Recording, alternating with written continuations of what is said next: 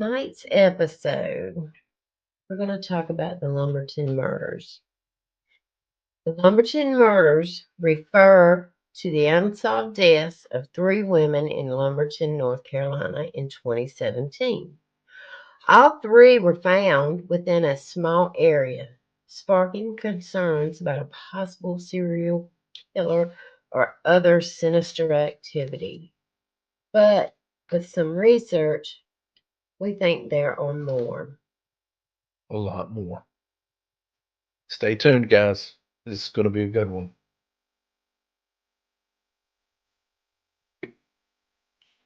Welcome back, everybody, and let's get right into it. All right, guys. In the timeline, on April 18th in 2017, Christina Bennett, who was 32 years old at the time, was found deceased inside an abandoned home on Peachtree Street during a welfare check. Now, I need to paint a little bit of a picture for you here. This particular house at that time, like we said, was abandoned. So the question is, why a welfare check? Why did they know to look there? And here's why. There was a very foul odor coming from the house. Oh, wow. Well, they weren't specifically looking for her. They went to examine the welfare, or the welfare check was for the actual house itself to see if anything suspicious had happened. So that's where the welfare check comes in. So when they went inside, they found Christina inside the house, stuffed into, some accounts say, a cabinet. Some accounts, I don't know, it sounded like a stereo cabinet or something. Oh my gosh. Okay.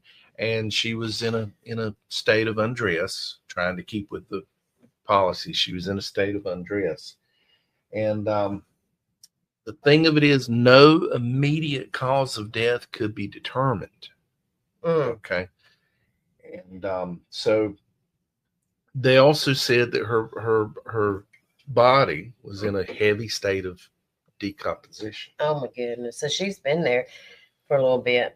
A little bit. And then that very same day, Rhonda Jones, who was 36 years old at the time, she was discovered the exact same day. Just a few blocks away, because when you map this out, Peachtree Street, and I'm painting a picture, and you paint a better picture than me. I'm trying, but I'm not a painter.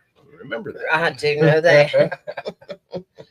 But Peachtree Street and East Fifth Street, which is where Rhonda was discovered, they're parallel to each other.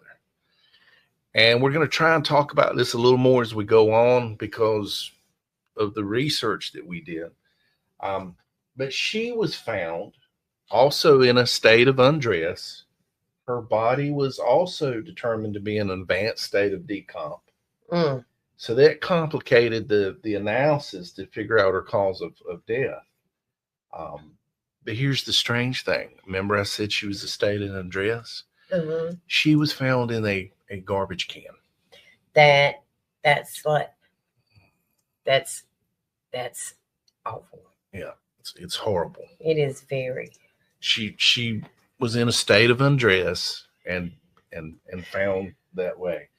Now Rhonda was a mother of several children. She was known to be a strong, caring person despite some addiction struggles. Both of them had addiction struggles, but they were also just both described as loving individuals. Yeah.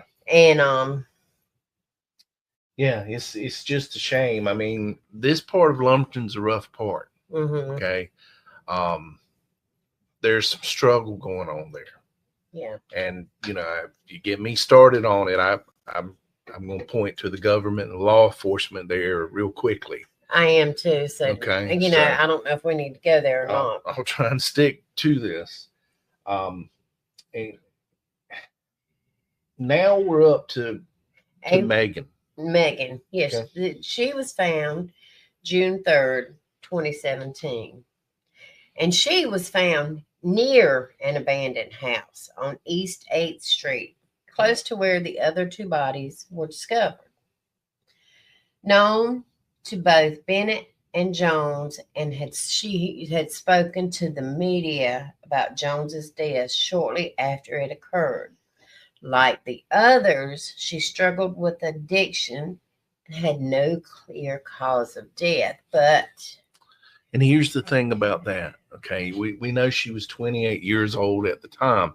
And remember when we were researching it and I showed you the news footage? Yes, she's the one. She was talking about it. Yeah, she actually knew the other two. She actually knew Rhonda and Christina, and she talked about it.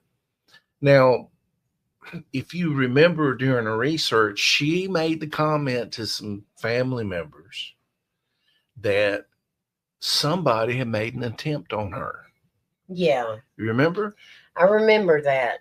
And so she was already afraid. So some of her family, in investigating this, have made the comment that they feel she was scared for her life because she knew something. And that is what happened. And this was the retaliation. This caused this. And nobody else has spoken about knowing anything. Yeah. Why don't you go over the key similarities real quick, and I'll just get my screen switched. Okay. The proximity. All three ladies were found within a 4-block radius in a distressed or bad part of Lumberton. Their lifestyle. They all shared struggles with addiction and lived vulnerable lifestyles. That, the addiction, you don't know what you're doing. I mean, anything could happen. Yeah, that's what they tried to blame it on. And the circumstances of all three ladies' death. None had a clear cause of death, with decomposition, making investigations difficult. So it's somebody who knew a little bit of something about something. Now, it's important that we, and I just realized I didn't put this in the notes for you, okay? So you might have to fire your prep guy. Okay? I just might. These three ladies, from some of the information I've read through, okay, so I'm going on the thought process here. This is factual. You've got three women here, all found in a state of decomposition, no clear motive to what caused their death. No. Okay? Guess what? What? Remember, we are talking about the law enforcement and the government in this part of the world in Lumberton. And we're for, but not, we know enough about it. It's my understanding, and if I'm wrong, somebody can correct me. These three women here, their information set for 18 months before being analyzed to see what could have been collected as far as DNA. Yeah. What might have caused their death. Well, that goes back to toxology reports, nothing. That goes back to what we've said. Yeah, it goes back exactly to what we said. And guys, if you've been listening to the podcast long enough, you know I have a term. There's some sacks of shit that don't need to be in their positions in certain parts of North Carolina. I'm going to let that go at that, okay? All righty. So we go on to some related cases. There was Cynthia Jacobs. She was in 2017. Mm-hmm. The disappearance date of her was shortly after the discovery of the three victims in 2017. And look, check this out. She was 41 at the time, okay? Guess who she was friends with? Megan Oxidine. Mm-hmm. Yeah. And it said, she reportedly provided information to law enforcement about earlier cases. So was she retaliated? Very much so. Her body has never been found, and her case, like the rest, remain unsolved. So maybe she knew something. And see, this is where you get into that part, and and as this goes on, we'll talk about it, okay? But it's one of those things that it's just fascinating to me that that all this is happening in this small area. Okay, so now we've established that they pretty much probably all knew each other or were less than 3 degrees of separation. All three or more knew something, and they were made so they would never speak. It's exactly. So was this the work of a serial killer? Or did this involve drugs and other shady dealings? And you can't rule out the possibility of human trafficking. No, you can't. Okay. And you look where we're at. And we'll talk about that as we go on.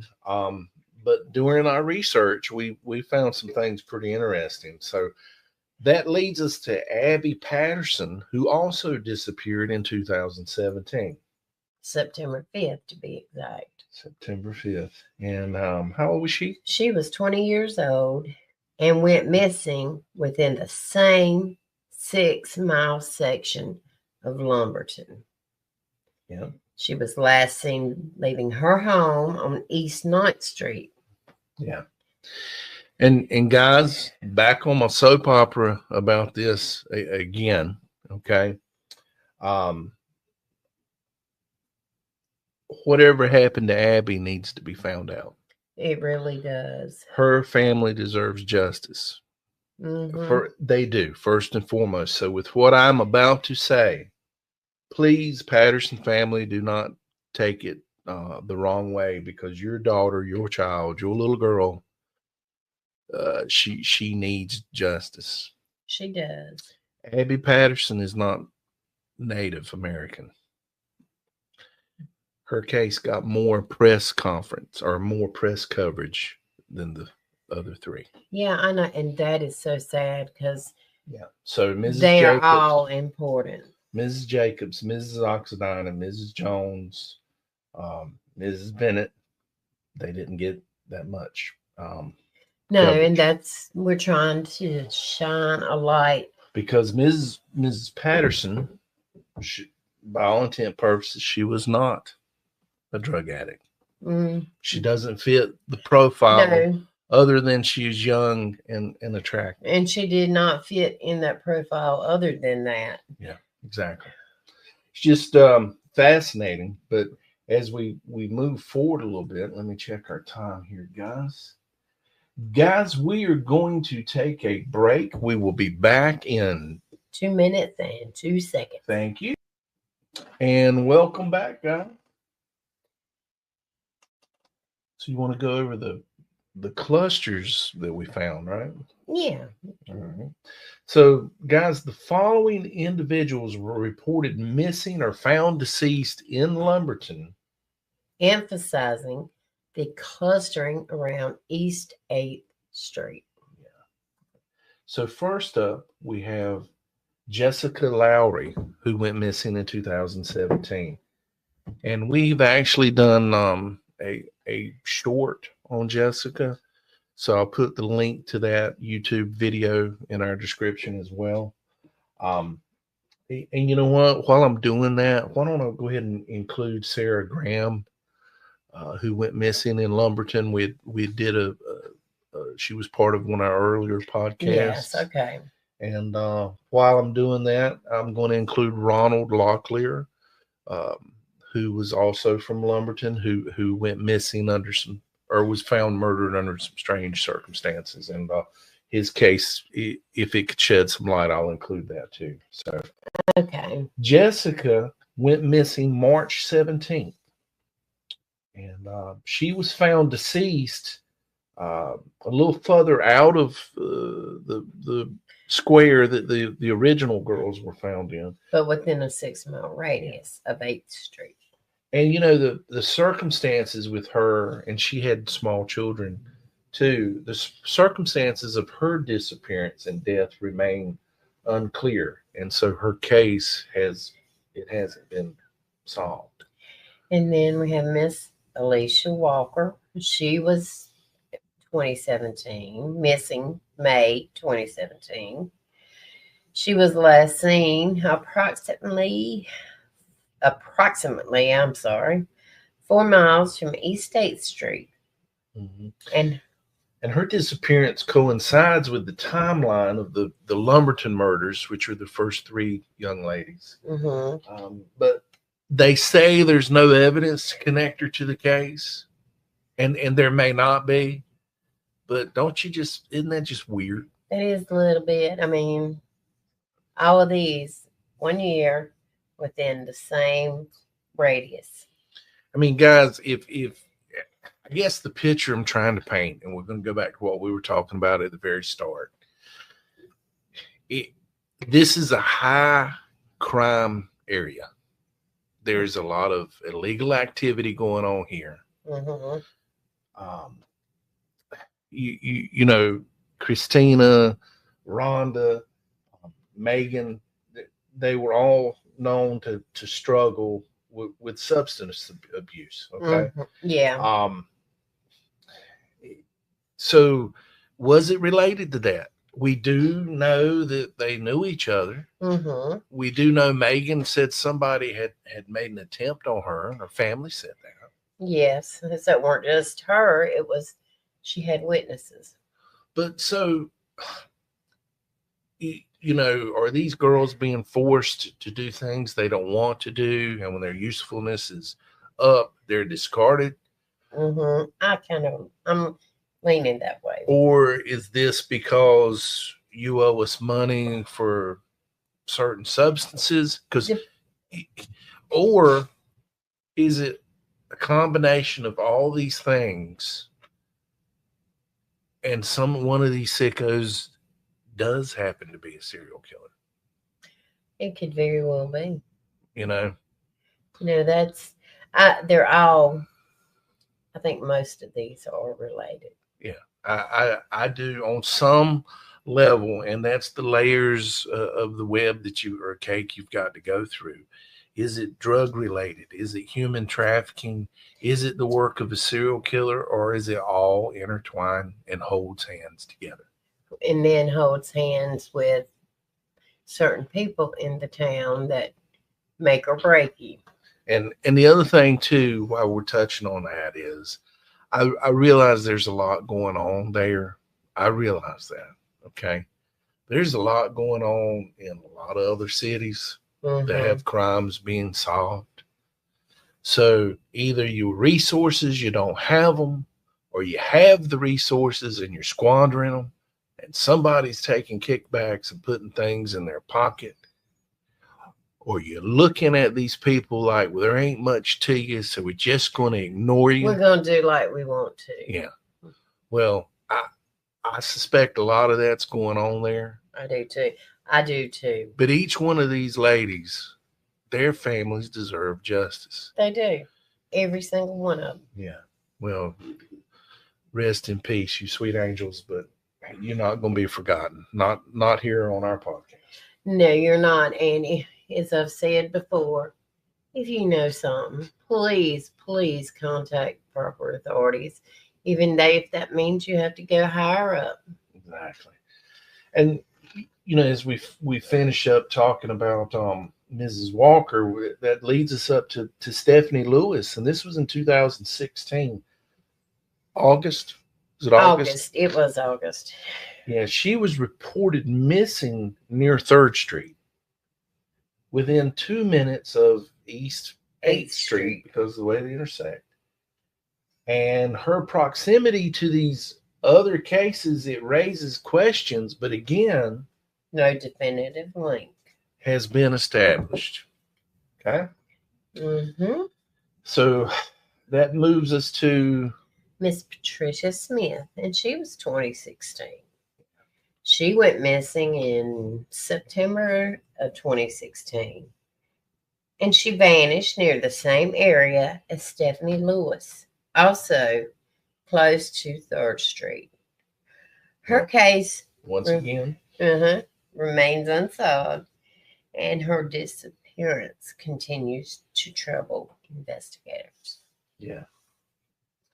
So when you put this on a map, okay, and look this up, and you can look it up on NamUs.